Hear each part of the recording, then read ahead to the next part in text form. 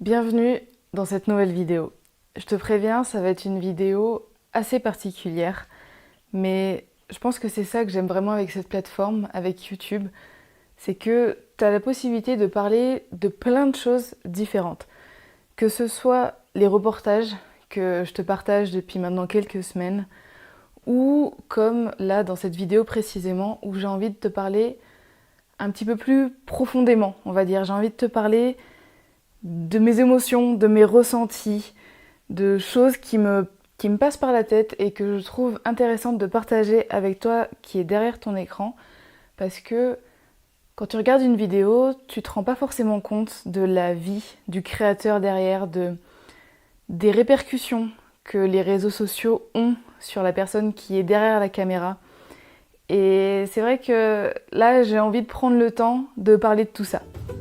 Salut, je m'appelle Olivia et je suis reporter nomade. Depuis quelques semaines, on est parti avec ma copine Charlie à bord de notre Land Rover Defender pour une grande aventure. On va faire le tour du continent africain à durée indéterminée. Quand on était en France, on a passé plusieurs mois à aménager notre véhicule pour pouvoir vivre dedans. Il nous permet d'être autonomes pour notre voyage et surtout de sortir des sentiers battus. Parce que ce qui nous anime, nous, c'est de découvrir les peuples et les cultures des pays qu'on traverse. Puis de retranscrire tout ça en images pour partager la beauté et l'humanité de notre monde. Je te préviens, dans cette vidéo, il n'y a pas vraiment de belles rencontres ou de grandes découvertes. C'est plutôt une vidéo à cœur ouvert pour te partager mes ressentis. J'espère qu'elle te plaira, et sinon, je te donne rendez-vous la semaine prochaine pour de nouveaux moments de partage au Maroc. Donc aujourd'hui, j'ai envie de te parler de comment les réseaux sociaux peuvent vraiment parfois trop nous atteindre. C'est un sujet très vaste, c'est un sujet, je pense, très important. Ce que je vais te raconter là, c'est vraiment le ressenti que j'ai eu pendant la grande boucle qu'on a fait dans le nord de l'Atlas, juste après avoir quitté Mahmed. Alors il faut savoir que depuis qu'on a commencé notre aventure en Afrique, et puis même en fait depuis qu'on l'a annoncé, que ce soit sur les réseaux ou auprès de nos proches, la première chose que les gens nous disent quand on parle de ce projet, c'est faites attention. Et la première chose que les gens nous demandent, c'est est-ce que vous n'avez pas peur? Et tout ça pour deux raisons précises. La première, c'est qu'on part sur le continent africain. Un continent qui est malheureusement bourré de préjugés pour la plupart des gens. On entend une chose sur un pays et on le ramène à tout le continent. Chose qu'on ne fait pas pour, par exemple, le continent européen. Quand il se passe des choses en France, eh ben, on ne se dit pas que c'est toute l'Europe qui est pareille. Les préjugés, vraiment, ont la vie dure de se dire que le continent africain est un continent super dangereux. Non, non, c'est pas un continent super dangereux. Évidemment, il y a des pays en guerre, il y a des pays où il se passe des choses vraiment très très dures, très très dangereuses. Il y a des groupes terroristes, il y a des attaques, il y a des enlèvements. Évidemment, tout ça, ça existe, ça fait partie de ce qui se passe sur le continent africain. Mais c'est pas du tout une généralité, vraiment pas. Il faut savoir qu'il y a quand même énormément de pays qui sont safe, qui sont complètement possibles d'aller visiter, d'aller découvrir en tant que touriste, en tant que voyageur. Mais voilà, la première chose, c'est vraiment que l'Afrique est résumée à des choses beaucoup trop négatives. Et la deuxième raison, c'est parce qu'on est deux filles. On n'a pas d'homme avec nous, donc tout de suite, il faut avoir peur, il faut prendre peur. Alors oui, évidemment, quand quelqu'un vient nous voir et qui voit qu'on est deux filles, il va peut-être se dire c'est des proies plus faciles. Mais c'est juste une impression, parce que déjà, si on avait un gars avec nous, ça se trouve, le gars, il serait tout menu, le gars, il saurait pas se défendre, il aurait peur, enfin... C'est pas parce que tu as quelque chose entre les jambes que tu fais peur aux autres et que tu es en sécurité. Alors oui, on est deux filles, mais il faut arrêter les préjugés. C'est pas juste parce qu'on est deux nanas que du coup on va se faire enlever par tout le monde, qu'on va avoir plein de problèmes et que ça va être, que le voyage est impossible sur le continent africain. Mais vraiment, vraiment pas du tout. Et ça, c'est quelque chose qui m'énerve, parce que j'ai pas envie qu'on me résume à mon sexe. J'ai pas envie qu'on me dise que je suis plus faible parce que je suis une femme. Je suis totalement capable de voyager comme un homme et je suis totalement capable de voyager sans un homme. Alors je reviens un petit peu sur le fait qu'on n'est pas naïve. C'est pas parce qu'on est deux filles qu'on est débile ou qu'on ne comprend pas ce qui peut se passer sur le continent africain et pendant notre voyage. Évidemment, on sait qu'il peut nous arriver des galères, qu'il peut nous arriver des mauvaises rencontres. Mais en fait, comme ça peut nous arriver partout. Et sincèrement, je me suis sentie plus de fois en insécurité en France, chez moi, que dans d'autres pays du monde, et notamment d'autres pays africains que j'ai déjà eu l'occasion de découvrir. On a surtout un truc qui est super important quand on est en voyage, c'est l'instinct. L'instinct, en voyage, ça nous aide et clairement ça nous guide au quotidien.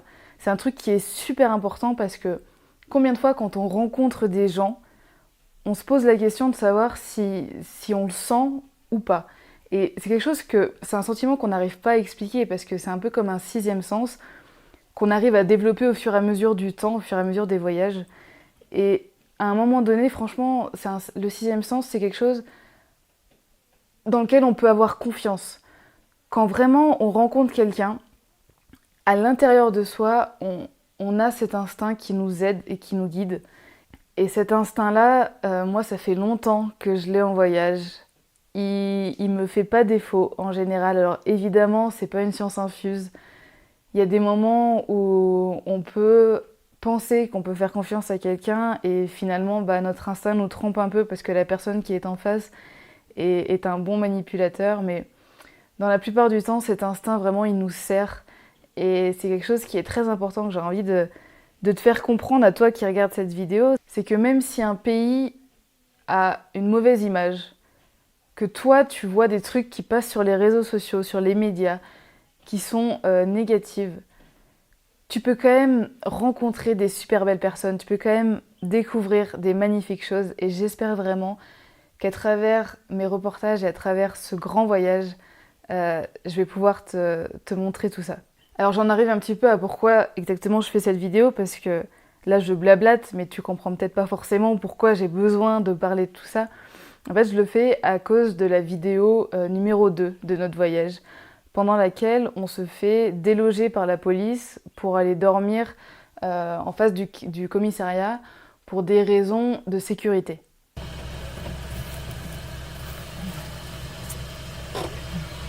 Bonsoir. Bonsoir, Ça va? ça va et vous? Comment allez-vous? Ça va très bien, Bienvenue chez nous. merci. On a demandé aux paysans du coin si on pouvait rester là, il a dit que c'était ok. Ok pour les habitants, mais pour vous, c'est risqué. Alors, comme souvent depuis le début de mes vidéos, et ça je vous en remercie 1000 fois, vous êtes très très très nombreux à me laisser des commentaires. Donc déjà, un immense merci pour ça parce que c'est un retour qui est très important pour moi et ça me fait vraiment très très plaisir. Mais pour cette vidéo en particulier, alors il y a eu beaucoup de commentaires, on va dire, normaux. Mais il y a eu aussi pas mal de commentaires qui sincèrement font peur. Je vais t'en lire quelques-uns. Disons que moi, quand je les ai lus, vraiment, ils m'ont fait flipper. Le Maroc est loin d'être un pays sûr, surtout pour deux filles. Soyez très très prudents. Quand il voit des femmes dormir dans ses terres sans hijab, il peut les violer, voire les tuer. Deux femmes seules, la nuit, au milieu de nulle part, je trouve ça totalement normal de vous mettre en lieu sûr. Les corps de Louisa et de Marraine ont été retrouvés décapités dans les contreforts du mont Toubkal. Tout cela est géré par des mafieux, des groupes islamistes. Ils ne s'embêtent pas des témoins. J'espère qu'il ne vous arrivera pas la même chose que les deux filles, égorgées en direct par des extrémistes. Oui mais bon, vous êtes dans une zone de trafic, l'endroit parfait pour se faire couper la gorge la nuit. Vous abordez des pays où il est à peine admis qu'une femme soit au volant d'un véhicule, alors deux femmes ensemble, avec tous les a priori que ça peut susciter. Tous ces commentaires, on les a lus le lendemain de notre rencontre avec Mahmed. Alors qu'on s'apprêtait à continuer de traverser une partie de l'Atlas, on voulait vraiment faire une grande boucle. Et pendant cette boucle, on allait faire beaucoup de bivouacs sauvages, on allait vraiment sortir des sentiers battus, on allait traverser des petits villages où il y a assez peu de monde qui passe. Et En fait, tous ces commentaires, ça nous a donné des angoisses énormes, vraiment. Des angoisses, en fait, qu'on n'avait pas à la base. C'est ça en fait, qui a été très compliqué à gérer. C'est-à-dire que, comme je t'ai dit au début de la vidéo, on n'a pas peur de ce voyage. On a des appréhensions, mais au jour le jour, on n'a pas peur, parce que sinon on ne le ferait pas, ça serait absolument pas agréable. Et là, tous ces commentaires, en fait, quand il y a un commentaire, c'est pas grave. Mais quand il y a beaucoup de commentaires qui commencent à te faire peur, et bah ça monte. Et ça nous a réellement donné une peur et une boule au ventre. On a conduit pour trouver un chouette bivouac près d'un lac à Imilchil, un lac qui est assez reculé. On a pris une piste pour l'atteindre. Et c'est un endroit qui est vraiment magnifique. Je pense que c'est l'un des plus beaux lacs qu'on ait vu pendant ce voyage. Et c'est vraiment propice au bivouac et à la van life. Et à cause de tous ces commentaires, quand on est arrivé à cet endroit, sincèrement, on avait une boule au ventre énorme. On avait peur. Et pour te dire, on est tellement devenus parano à cause de ça que les quelques personnes qu'on a croisées en chemin pour aller jusqu'à ce lac et dans les villages d'avant, on les a presque analysés de la tête aux pieds pour être sûr qu'ils n'avaient pas une mauvaise tête. Et pour te dire à quel point ça nous a vraiment atteints, et c'est vraiment pour ça que je veux faire cette vidéo, c'est que tous ces commentaires nous ont tellement atteints qu'on a même hésité à ouvrir la tente pour être plus discrète et partir en cas de problème, alors qu'il n'y avait aucune raison, mais aucune raison, de flipper d'être à cet endroit-là.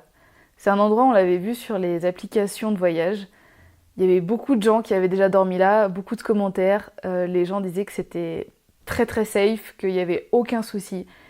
Et on a eu tellement peur à cause de ces commentaires qu'on ne voulait pas ouvrir notre tente pour dormir. Alors au final, on s'est mis un coup de pied aux fesses et on a dormi dans la tente. Non pas parce qu'il fallait se forcer à le faire, parce que ça sert à rien de se forcer, mais plutôt dans le sens où si on avait dormi en bas à ce moment-là, en fait ça nous aurait conforté dans l'idée d'avoir peur, alors qu'on n'avait pas peur à la base. Donc voilà, je voulais vraiment pouvoir partager tout ça avec toi, partager ces émotions, ces ressentis. Ça m'a fait super bizarre parce que sur YouTube, il y a beaucoup de commentaires et encore une fois, 90% d'entre eux sont bienveillants, sont très gentils, motivent énormément pour la suite. On va pas se mentir, quand tu as des compliments, quand on te dit que tu arrives à faire passer des émotions, ça flatte ton ego parce que c'est exactement ce que tu veux faire et ça te motive pour la suite. Mais il y a aussi un petit pourcentage de personnes qui se rendent pas compte que leurs mots peuvent vraiment peser sur la personne qui va le lire. Ça peut vraiment résonner dans la tête et ça peut vraiment pousser un comportement que tu n'avais pas au départ. Moi, je parle là de commentaires qui m'ont fait peur, qui nous ont fait peur, parce que Charlie vraiment a ressenti la même chose.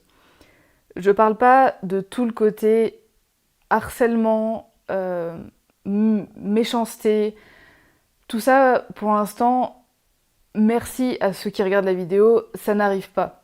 Donc je parle pas de ça, c'est un sujet qui est encore vraiment très très vaste, tout ce qui est harcèlement sur les réseaux sociaux, comment on peut pousser des gens à se sentir super mal rien qu'avec des mots. En fait, c'est vraiment le poids des mots est super important sur les réseaux sociaux. Il faut vous dire que quand tu écris quelque chose, quand tu mets un commentaire, normalement le créateur derrière, il va lire les commentaires. Et du coup, quand il y a un commentaire négatif, c'est pas grave.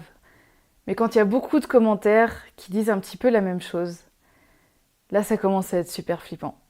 Le but c'est pas, je veux absolument pas avoir que des commentaires positifs. Quand il y a des choses qui sont pas bien dans la vidéo, il faut les dire. C'est constructif, c'est important. Quand vous voulez donner votre avis, c'est aussi super important.